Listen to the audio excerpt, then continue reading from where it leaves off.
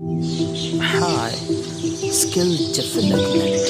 This is the age of skills. Improve your skills more than anything. Improve your skills at any cost because the future belongs to those who learn more skills and combine them in a creative ways.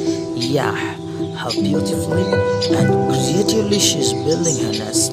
Look at her confidence, look at her creativity. Yes, skill development can reduce unemployment, increase in productivity, improve the standard of living.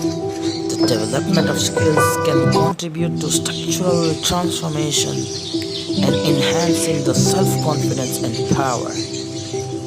Don't be the bookworm. Come out of the book. Do it. Experience it from the book. Convert theoretical knowledge into practical practice.